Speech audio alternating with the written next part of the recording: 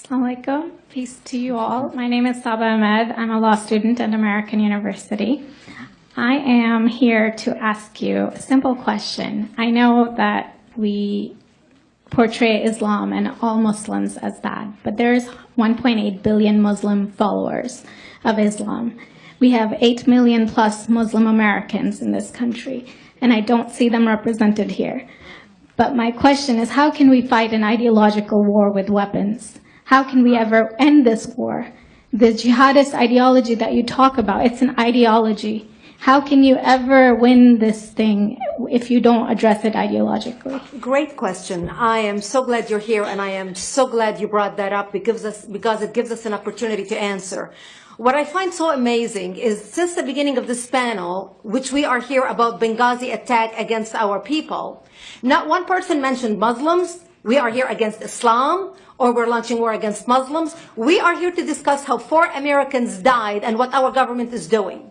We were not here to bash Muslims. You were the one who brought up the issue about most Muslims, not us. And since you brought it up, allow me to elaborate with my answer. There are 1.2 billion Muslims in the world today. Of course, not all of them are radicals. The majority of them are peaceful people. The radicals are estimated to be between 15 to 25%, according to all intelligence services around the world. That leaves 75% of them peaceful people. But when you look at 15 to 25% of the world Muslim population, you're looking at 180 million to 300 million people dedicated to the destruction of Western civilization. That is as big as the United States. So why should we worry about the radicals, 15 to 25%?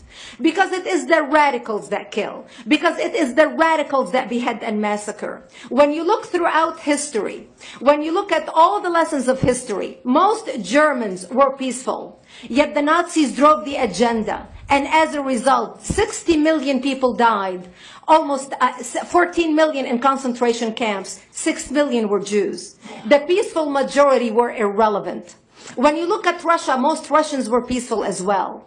Yet the Russians were able to kill 20 million people. The peaceful majority were irrelevant. When you look at China, for example, most Chinese were peaceful as well. Yet the Chinese were able to kill 70 million people. The peaceful majority were irrelevant. When you look at Japan prior to World War II, most Japanese were peaceful as well. Yet Japan was able to butcher its way across Southeast Asia, killing 12 million people, mostly killed with bayonets and shovels. The peaceful majority were irrelevant.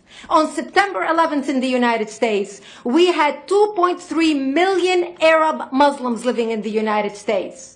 It took 19 hijackers, 19 radicals to bring America down to its knees, destroy the World Trade Center, attack the Pentagon, and kill almost 3,000 Americans that day. The peaceful majority were irrelevant. So for all our powers of reasons and us talking about moderate and peaceful Muslims, I'm glad you're here. But where are the others speaking out? And since you are the only Muslim representative,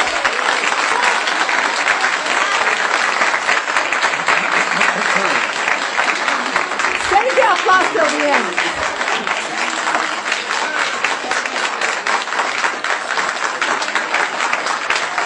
Thank you.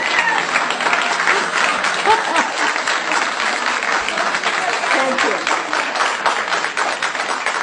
And since you're the only Muslim representative in here, you took the limelight instead of speaking about why our government, and I assume, are you an American?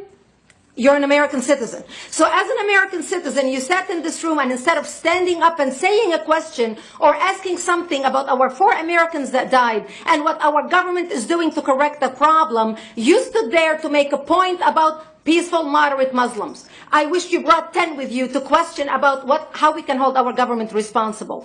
It is time we take political correctness and throw it in the garbage where it belongs and stop calling it fair.